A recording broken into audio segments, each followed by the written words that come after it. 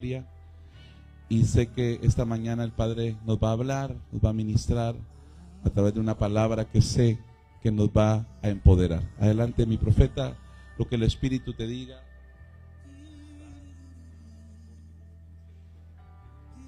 Gracias, apóstol.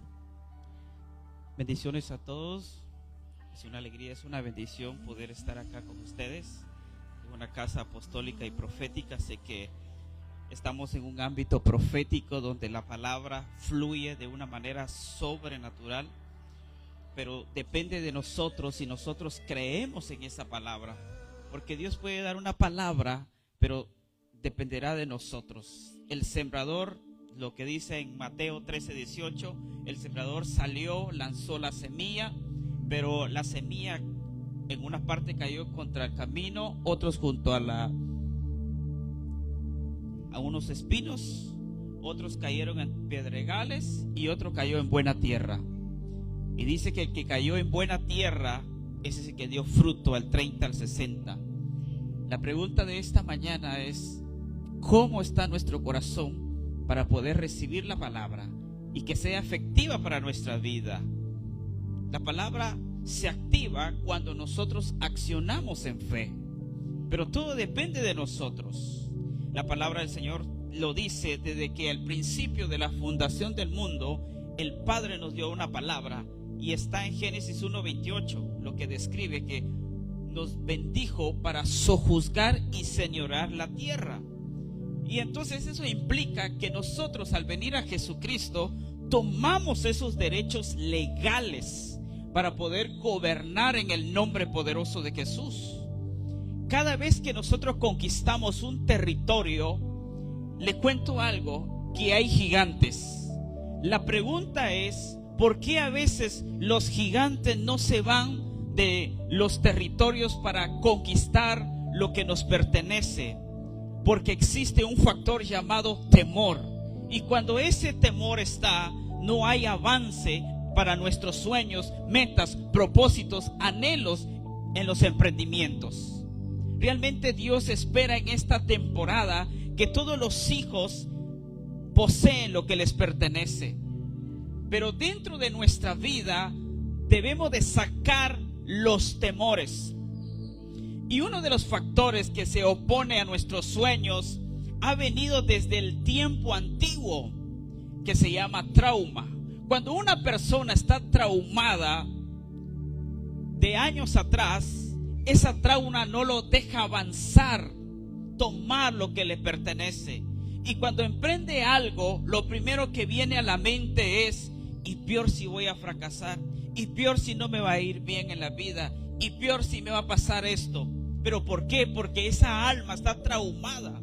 Y es necesario que para conquistar nuestros sueños, para avanzar, para tener otro nivel espiritual, debemos de salir del temor. Somos nosotros los que tenemos que renunciar a ese temor. Hay muchas personas que están acudiendo al psicólogo, a los psiquiatras, pero ¿por qué? Si la Biblia describe donde está el Espíritu, allí hay libertad. Entonces la pregunta es: ¿no estamos dejando que el Espíritu Santo tome su lugar?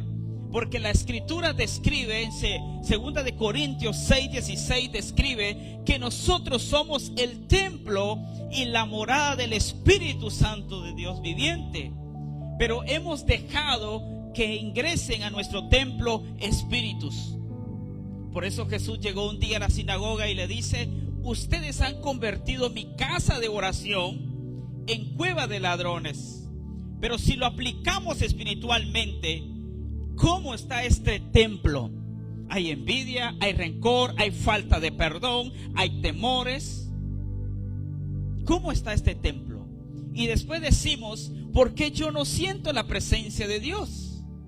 Es obvio y evidente que tenemos que renunciar, extraer todo aquello que impide recibir lo nuevo. Jesús le dijo: no puede venir vino nuevo en odres viejos. O sea que tenemos que sacar lo viejo, la naturaleza vieja de nuestras vidas. Y eso también se requiere que tenemos que contar con las maldiciones ancestrales. En Salmo 51:5 describe donde David habla que él fue concebido en maldad, fue formado en maldad. La pregunta es, ¿de qué manera nosotros fuimos formados en el vientre de nuestra madre? Quizás hay pactos satánicos, derechos legales, y que por eso hay fracaso en la vida en general. Y nos preguntamos muchas veces, ¿por qué me va mal en la vida? Pero si retrocedemos atrás, años atrás, ¿qué hicieron nuestros ancestros? Si vamos a nuestra nación de Guatemala, ¿de qué manera fue conquistado nuestra nación? ¿Fueron por los españoles? ¿Fueron por violencia? ¿Fueron por engaños? Y eso lo hemos heredado y no lo hemos cortado de nuestra vida. Y por eso Isaías 58:6 dice que el verdadero ayuno es que se rompa todo yugo, toda ligadura, toda atadura. Entonces, cuando una persona, un alma está liberada de todo yugo, de toda ligadura y de todo lo que ha heredado ancestralmente, entonces esa alma va a ser esa tierra que va a producir al 100%.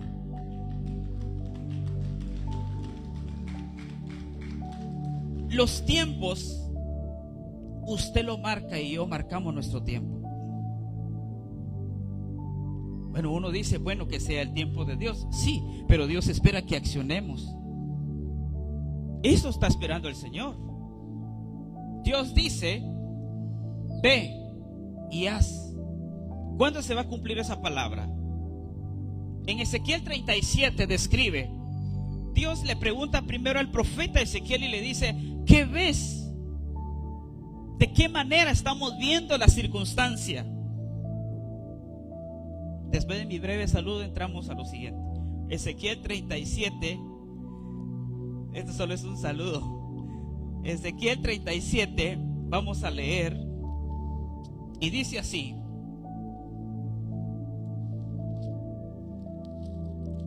y nos hace una pregunta esta mañana. Ezequiel 37:1 describe la palabra, en el nombre de Jesús lo leemos: la mano de Jehová vino sobre mí y me llevó en el espíritu de Jehová y me puso en medio de un valle que estaba lleno de huesos y me hizo pasar cerca de ellos por todo de alrededor, y he aquí que eran muchísimos sobre la faz del campo, y por cierto secos en gran manera. El versículo 3 describe: y me dijo, hijo de hombre, ahora nos hace a nosotros. ¿Vivirán estos huesos? Los huesos que representan los planes, sueños, metas, propósitos, emprendimientos, lo que se quedó pausado. Y dije, Señor Jehová, tú lo sabes. Puede sentarse. Él quiere una respuesta. Cada vez que Jesús hacía un milagro, ¿qué es lo que preguntaba? ¿Qué quieres que haga por ti? Era obvio que cuando le preguntó al ciego, le dijo al ciego, ¿qué quieres que haga por ti? Lógicamente sabían los demás que lo que quería el ciego era recobrar la vista. Pero Jesús le preguntó, porque le cuento algo, hay personas que están viviendo una circunstancia muy difícil, pero prefieren obtener otro beneficio que ser solventado en esa circunstancia. Y se lo voy a demostrar bíblicamente. En Hechos capítulo 3 dice, noten bien, dice que iba Pedro y Juan para ir a orar, y se encontraron ahí a la puerta la hermosa, el Salomón, a un paralítico. El paralítico en sí, él no quería ser sano. Por eso le digo, hay personas que están viviendo bajo una esclavitud fuerte y que necesitan es libertad, pero ellos no quieren la libertad, ellos quieren el beneficio material. Ya se acomodaron como Mefiboset. El rey le dice, le da una asignación a sus criados, le dice, ve a Mefiboset. ¿Y qué responde cuando llegan con Mefiboset? Le dice, el rey te manda a llamar, vas a comer de la mesa del rey. ¿Qué es lo primero que él responde? que él se sentía como un perro muerto en un lugar de Lodebar, en un lugar olvidado de Manasés, que significa olvido. Hay personas que están ahí al fondo, que ya se resignaron, que ya están traumados, que no van a salir de ahí. Pero hay una palabra profética del Rey de Reyes y Señor de Señores, y dice: llegó el tiempo que salgas de allí, porque perteneces a un lugar, linaje escogido. El lugar no es allá, es un lugar de honra. Porque Apocalipsis 1:6 describe que somos reyes y sacerdotes. No como dijo Mefiboset, que se creía como perro muerto y era un nieto de un ex rey. Y vengo a decirte esta mañana, tú y yo, es tiempo que renovemos nuestra mente. Y eso lo dice en Romanos 12:2. Renovad vuestra mente, vuestro entendimiento. Pero eso se va a romper, esas fortalezas. ¿Por qué hay personas que no quieren salir de ahí? Porque hay fortalezas provocadas por el trauma que vivieron desde niño o de joven o en el presente. Dios quiere que salgamos de ahí, de esas traumas. Este lugar, yo pude ver en visión al principio que se abría una roca y que empezaba a fluir agua en abundancia. Y me decía el Señor: aquí he estado derramando mucha palabra. Y me llevó en el espíritu cuando Dios le dice: probad, le dice a Gedeón: probad a los guerreros de qué manera toman el agua. El agua está. La pregunta es: ¿de qué manera? Dice él, cuando fueron probados los guerreros, algunos, todos se despojaron y de una vez se hincaron, pero otros no, con la espada y con una mano tomaban el agua, siempre viendo atrás, pero tomando acá. Y dice el Padre que esta casa lo va a levantar como estos 300 guerreros sobrenaturalmente. Sobrenaturalmente. Y hay una palabra, apóstol Kenneth, Ageo 2:9, para esta casa. Y dice: y la gloria postrera de esta casa será mayor que la primera, ha dicho Jehová. Y viene para este tiempo. La pregunta es: ¿quiénes van a entrar para esta temporada? ¿Por qué? Porque viene un tiempo de conquista. Pero no puedo llevar a alguien a una conquista con temores, con traumas o con espíritus llamados Erzuli. Le voy a decir qué significa Erzuli. Erzuli significa conmiseración. Ay, pobre de mí. Ay, Señor, nadie me ama, nadie me quiere, nadie me valora, nadie me saluda, nadie. Ese es un espíritu de Erzuli que tiene. Todo se hace la víctima. El pastor no me viene a visitar, y más todavía. Ese espíritu lo vamos a echarlo fuera en el nombre de Jesús. Entonces, Dios está preparando a una generación de guerreros, pero Él quiere que saquemos esas traumas que están impidiendo nuestra conquista. Y por eso aquí Dios le dice al profeta: ¿qué opinas? Y aquí en el 4 dice: y me dijo entonces: profetiza sobre estos huesos y diles: huesos secos, oíd palabra de Jehová. Así ha dicho Jehová el Señor a estos huesos: he aquí yo hago entrar espíritu en vosotros y viviréis. Le cuento algo, que cada palabra que sale de nuestra boca lleva poder y autoridad. Y por eso es muy importante que debemos de cuidar nuestro vocabulario en momentos de angustia, en momentos de enojo, porque podemos liberar una palabra que lleva poder, espíritu y vida. En momentos de enojo parecemos como la K-47 que empieza a salir muchas palabras, pero sin darnos cuenta que lleva legalidad. Lo dice en Proverbios 18, 20 y 21. La vida y la muerte están en el poder de la lengua. Hay que pedir a Dios perdón por las palabras que ha salido en momentos de desesperación o en momentos de tristeza que desean la muerte, y después empieza a tener sueños de muerte. ¿Pero por qué? Porque liberó una palabra, le dio derecho legal.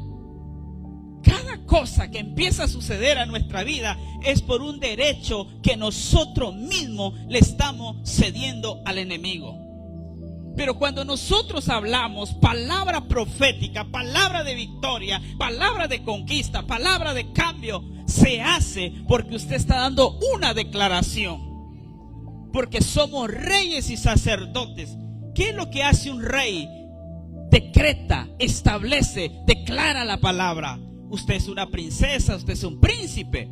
Está liberando una palabra. La pregunta es, ¿qué clase de palabra está saliendo de nuestra boca? Hay muchas cosas que el enemigo no tiene nada que ver, sino que somos nosotros mismos que le abrimos la puerta. Por eso dice en Apocalipsis 3:20, he aquí yo estoy a la puerta y toco y llamo. Si alguien oye, yo entraré y cenaré con él.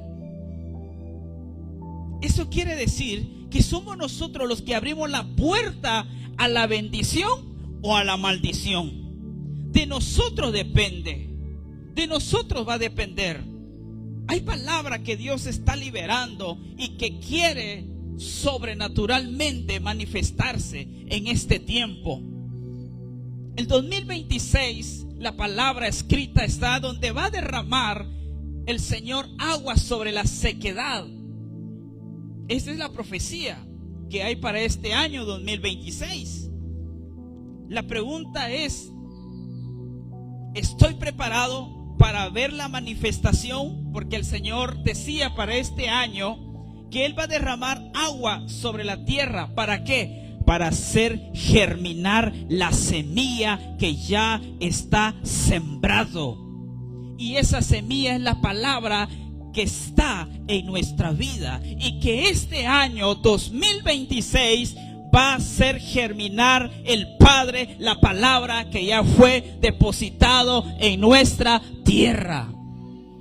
Así que prepárese para este año 2026, porque no solo eso, le cuento también que el año 2026 habrá manifestación angelical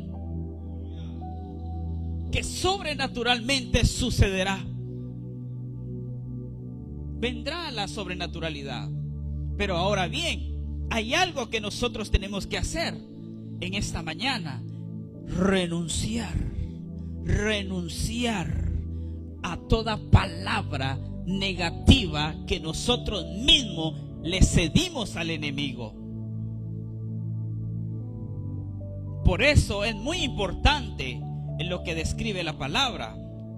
¿Qué dice la palabra en Mateo 16:18? Dice: a ti y a mí le fueron dadas las llaves del reino.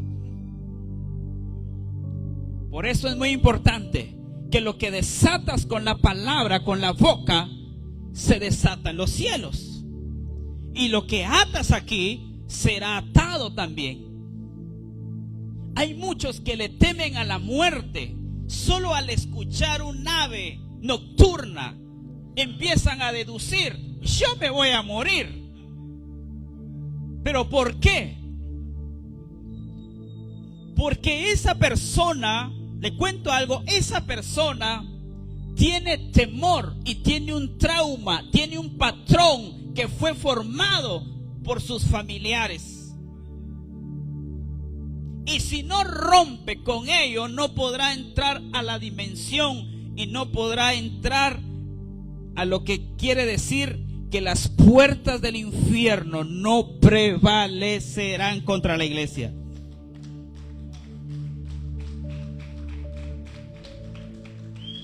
no prevalecerá contra casa de adoradores. Aunque ha sido lanzado muchas cosas, le cuento, porque Dios me mostró las cosas que habían lanzado. Pero me dijo el Señor que este altar es un altar Nisi. Y un altar Nisi significa: Jehová es mi bandera, mi victoria, mi libertador. Porque este altar, así como lo ven, en el ámbito espiritual venció a Amalek. Porque cuando Moisés venció, Josué venció a Amalek, el Señor le mandó a levantar un altar y le puso Jehová Nisi. Ahora bien, ¿qué significa Amalek? Ahora sí voy a entrar. Esto solo era una introducción. ¿Me permite, apóstol? Bueno, de todas formas usted viene preparado. Amalek, lo que describe en Éxodo capítulo 17, 8. Voy a hablar un poco de ello. Dice la escritura: entonces vino Amalek y peleó contra Israel. Éxodo 17, 8. En el valle de Refidim. Le voy a dar el significado del valle de Refidim. El valle de Refidim significa lugar de descanso, lugar seco, que no había agua, era un lugar desierto. Y ahí reposó por un momento el pueblo de Israel. Pero ahí salió ese espíritu Amalek. Y ahora le voy a dar el significado de Amalek. Amalek es un hijo de Elifaz, Esaú, de su concubina Tima. Y este espíritu de Amalek opera en la destrucción. Note bien, por favor. En la destrucción, en conflictos, en peleas. Vuelvo a repetir: Amalek es un espíritu destructor que opera en los conflictos, peleas, separaciones, adulterio, enojo. Se opone a tus sueños, a tus metas, a tus conquistas. Vuelvo a repetir: es un espíritu destructor que opera en los conflictos, peleas, separaciones, adulterio, enojo. Se opone a tus sueños, metas, conquistas. Y el número de este Amalek es el 240. Hasta número tiene este Amalek.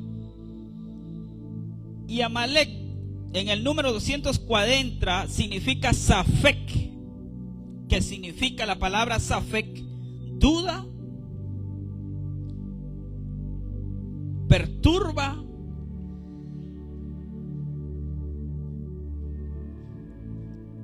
y estorba a la familia. Vuelvo a repetir: 240 es Amalek, Safek, que significa duda, perturba y estorba a la familia. El papá de Amalek era Elifaz, fue hijo de Esaú y de Ada. Son los ancestros de los edomitas. Mire de dónde viene todo esto. Y usted ya sabe quién era Esaú, el hermano de Jacob. ¿Se recuerda o no? Que perdió la primogenitura por un plato de lenteja. Y por eso estaba un enojo contra Jacob e Israel. El enemigo está en pleito con nosotros, porque tú y yo tenemos herencia celestial, somos hijos. Y por eso él va a querer meterse en conflictos, en enojo, en separaciones. Se opone a tus sueños. Entonces nosotros venimos y nos encontramos con ese espíritu de Amalek. Y luego decimos: no, Señor, mejor no es para mí, mejor me voy, mejor ya no sigo. Es un espíritu que tenemos que vencer de Amalek, en el nombre de Jesús. También Amalek opera en el cansancio, en la debilidad. Y sabe una cosa, este Amalek opera en la retaguardia. Por eso tienes que ver tu retaguardia. Amalek opera en la retaguardia. En pocas palabras, no te confíes. No te confíes. Pero le cuento algo, que si estamos en la presencia de Dios cada día, la gloria de Jehová es nuestra retaguardia. Pero eso depende de usted y de mí. Así que no solo veas enfrente, también tienes que ver atrás. No me refiero a la mujer de Lot, no, sino que tienes que estar despierto espiritualmente para poder detectar qué es lo que viene alrededor y poder actuar. Por eso, esta casa, Dios le ha dado armas, apóstol, arco y flecha. ¿Para qué? El arco y la flecha representa la intercesión, la oración y la palabra profética para cancelar al enemigo que viene. Entonces toma la palabra y lanza la palabra y se bloquea al enemigo en el ámbito espiritual. Para eso es la flecha y el arco. Pero tienes que usarlo con dirección. No vas a lanzar una flecha para otro lado. La flecha tiene que ser efectiva. Tu oración, tu intercesión tiene que ser efectiva. Tiene que llevar nombre, dirección. Es obvio que si usted pide algo en cargo express, ¿qué es lo primero que le piden? Su dirección, su nombre, para dónde va a ser enviado lo que usted pidió. Es eso en lo físico. Entonces en lo espiritual debemos de ser específicos con el Padre, porque los ángeles nos van a llevar la respuesta, le cuento. Si es provisión, si es protección, nos van a llevar el mensaje también. Pero tenemos que ser específicos, direccionados en el ámbito de la palabra. Muy bien. Entonces Amalek opera en el cansancio físico y espiritual. Por eso tenemos que estar velando en todo tiempo. Y eso lo encontramos en Mateo 26, 41 al 43. Mateo 26, 41 al 43. Vamos a leer la escritura.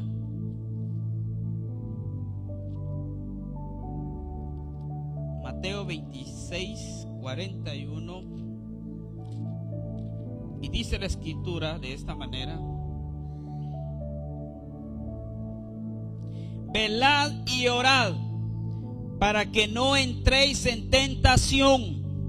El espíritu a la verdad está dispuesto, pero la carne es débil.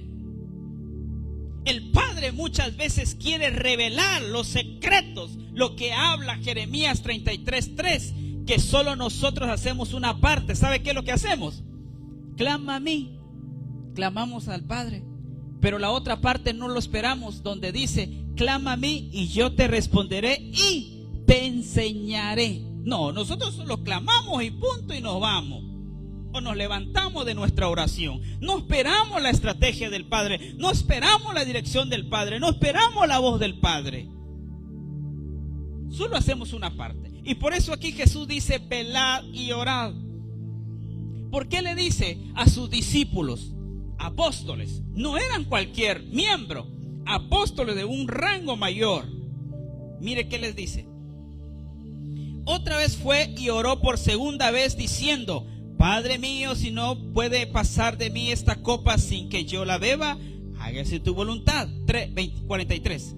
Vino otra vez y los halló como durmiendo, porque los ojos de ellos estaban cargados de sueño.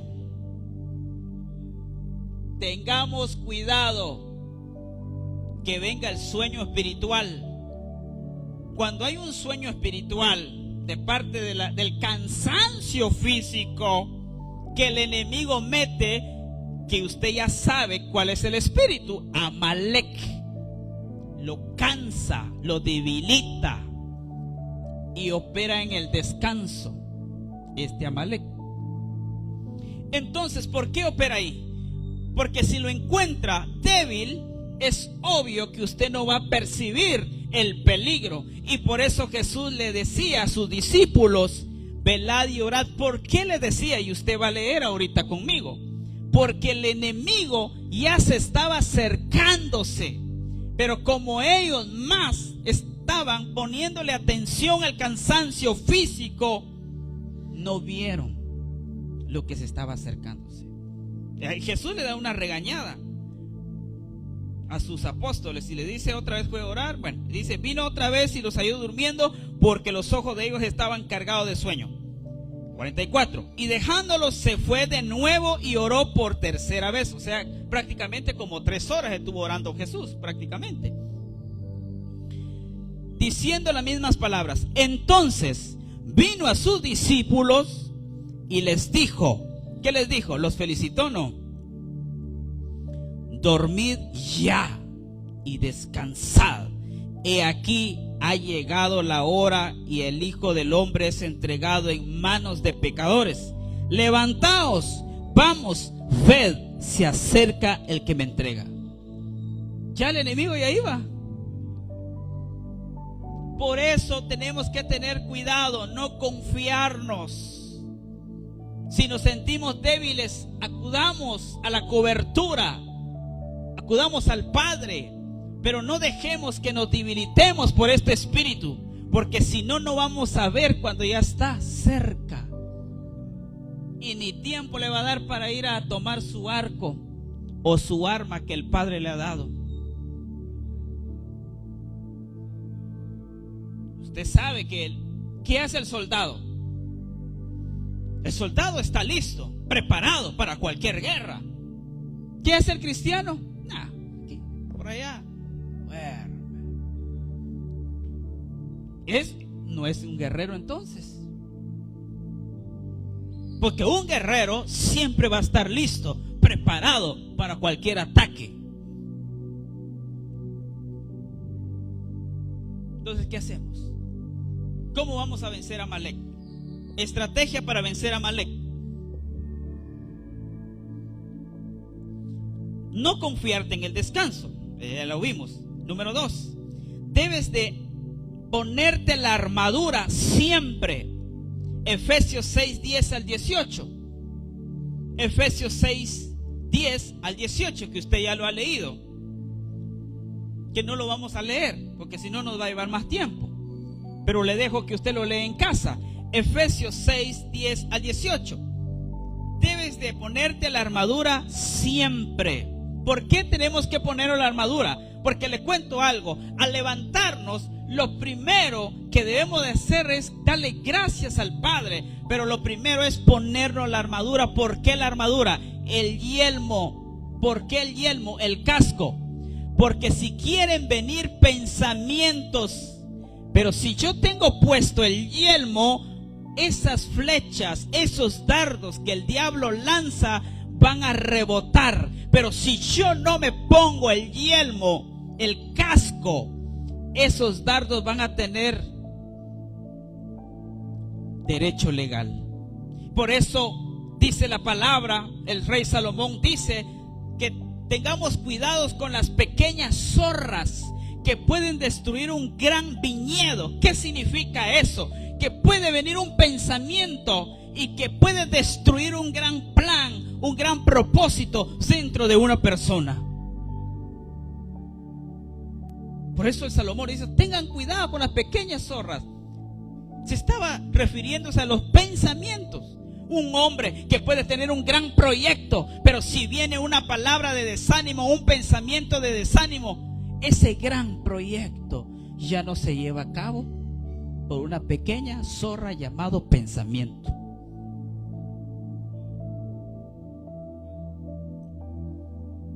Por eso el Padre dice: revestidos.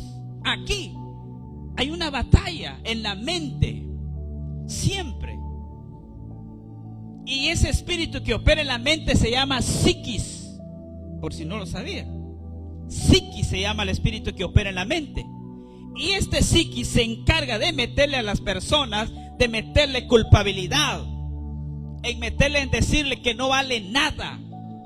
Y lleva al grado en que este espíritu llamado psiquis lo lleva al grado al suicidio. Tengamos cuidado con psiquis. Es necesario que nosotros pongamos el casco.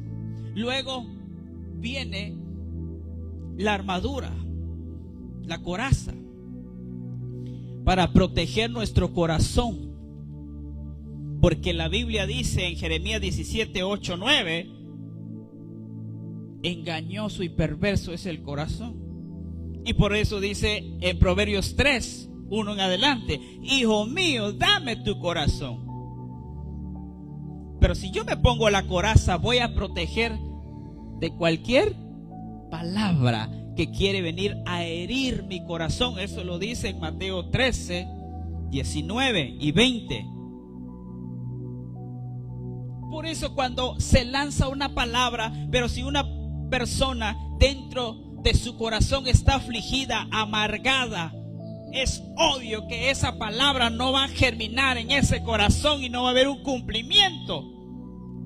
Es necesario arrancar los espinos, que significa, que simboliza amargura, aflicción. Y las piedras, ¿cuáles son las piedras? Son las palabras que han golpeado el corazón del ser humano. La falta de perdón. Y cuando no hay perdón, le cuento algo. David dijo, mis huesos estaban ¿qué? Secándose, envejeciéndose por la falta de perdón. Pero cuando David confesó su iniquidad, fue libre. No importa de lo que hemos hecho en el pasado, lo importante es reconocer y romper la iniquidad, lo que habla Tito 2:12, y enseñándonos a renunciar a la impiedad, a la iniquidad, lo que habla también Salmo 106 versículo 6. Pecamos nosotros como pecamos nuestros padres. Es una maldición que se tiene que romper en el nombre de Jesús. Se tiene que romper la iniquidad en nuestra vida para que haya un avance. Entonces, cuando la iniquidad está en el ADN de una persona, pero una persona tiene un llamado profético, apostólico, es guerrero, Dios lo quiere dotar con dones sobrenaturales, pero si hay derecho legal en la genética, siempre va a haber un tope. Como por ejemplo, los que tienen dones de visión, los que tienen el don de profecía. ¿Qué pasó si su ancestro fue un chamán o un brujo? Hay una mezcla. Bíblicamente le sucedió a Balaam. Está en Números 13.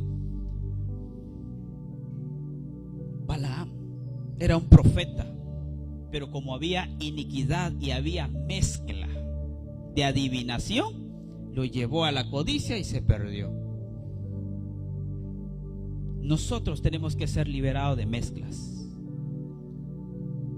Ay, usted me va a decir, ay hermano, ¿cómo sueño a mis seres queridos? Me dan mensajes certeros. Ay, ay, ay. ¿Y sabe qué es eso?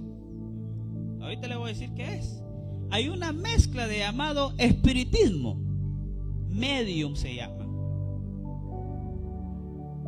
A mí me da un sueño mi ser querido muerto y pasa. ¿Qué fuente estoy recibiendo? ¿De qué fuente? Por eso tenemos que cortar para que venga lo genuino del Padre. ¿Seguimos o nos damos un abrazo? ¿Seguimos? Bueno, muy bien. Entonces, para vencer a Amalek debemos estar siempre en las alturas como el águila. Le voy a dar dos tipos aquí. ¿Qué pasa cuando viene una tormenta? Los pobres zanates son los que sufren, porque viene la tormenta y sus nidos quedan despulgados como ellos. Pero ¿qué hace el águila? Cuando viene la tormenta, ¿qué es lo que hace el águila? Se eleva a lo más alto y está sobre las tormentas. Ahora le hago una pregunta y no me lo vaya a responder. Eso ya depende de usted. ¿En qué posición quiere estar? ¿Como del águila o en otra posición del zanate?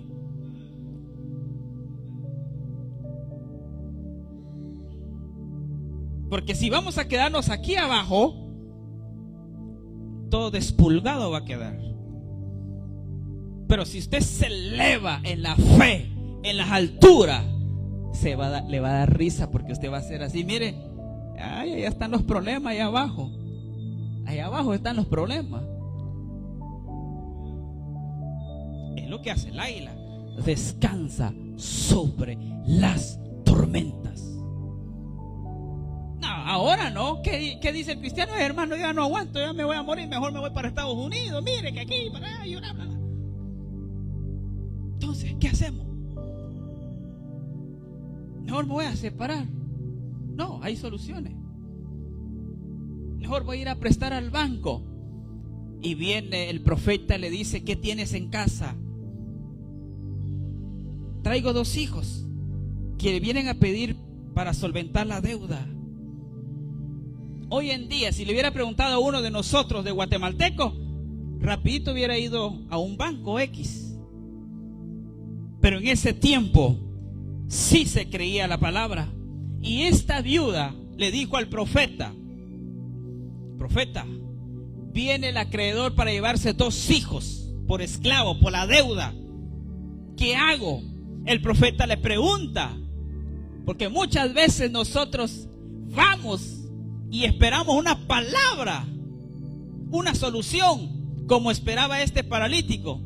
Ay, que ya no lo terminé del paralítico, ¿va? Pero bueno, ahí vamos a volver otra vez. Entonces, el paralítico estaba esperando que le diesen dinero. Y hay personas que ya están resignadas, que realmente necesitan ser liberados de esa circunstancia, pero como se acomodaron, quieren los beneficios. Como este paralítico. El paralítico no quería que lo sanara, a este quería dinero.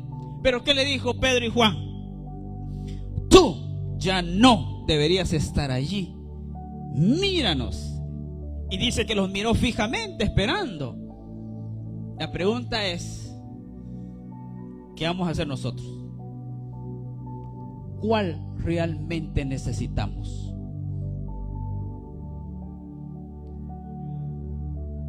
Entonces le dice Pedro y Juan: levántate, lo que tengo te doy. Lo levantó. En pocas palabras le dijo: ya no vas a depender de lo material, ahora vas a trabajar. Y hay personas así. Bueno, ahora sí regresemos a donde estábamos. Resulta de que Dios quiere llevarnos como el águila sobrenaturalmente para conquistar territorios, pero somos nosotros que va a depender. ¿Cómo lo vamos a ver entonces? ¿Qué vamos a hacer? Hay otro punto. Para vencer a Amalek debo de usar las armas que Dios me ha dado, como por ejemplo la vara. Éxodo 4:17. Le pregunta Dios a Moisés y le dice: ¿qué tienes en tu mano, Moisés? Una vara. Entonces Dios le dice: úsala. ¿Qué estás esperando? El recurso tú lo tienes. Muchas veces tenemos el recurso como esta viuda. La viuda dice que fue el profeta para que le diesen algo. ¿Y qué es lo primero que le dice el profeta Eliseo? Está en 2 de Reyes 4:1. ¿Qué tienes tú? La pregunta esta mañana es: ¿qué tienes tú y yo? Pero yo traigo un problema, Señor. Sí, pero ¿qué tienes tú? Le dice al profeta: solo una vasija de aceite. ¿Y qué le dice? Ve nuevamente. Pero hay una estrategia. Para que un milagro suceda en tu casa, es necesario que tú y tus hijos se encierren y crean a Dios. No, es que no quiere la nena, está viendo tele. No quiere el nene, se fue a jugar fútbol. ¿Quién manda entonces? ¿Quieres el milagro? Sí. Aunque no ore, pero que esté ahí. Esa es la estrategia. Si están viviendo en tu casa, tú tienes el derecho de hacerlo. Si no, amárralos. Amados, si usted pelea con un dedo, pero ¿qué pasa si hace esto? Lleva fuerza. Y este tiempo es de que Dios ha dado palabra que va a restaurar los altares familiares.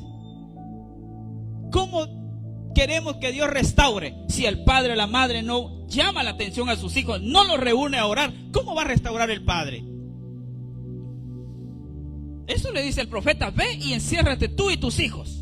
Y entonces, cuando ella obedeció la palabra, la dirección de parte de Dios a través del profeta, el milagro empezó a suceder en casa. Y yo vengo a decirte esta mañana, esta tarde, tú y yo regresamos a casa y el milagro empieza a suceder en el nombre poderoso de Jesús.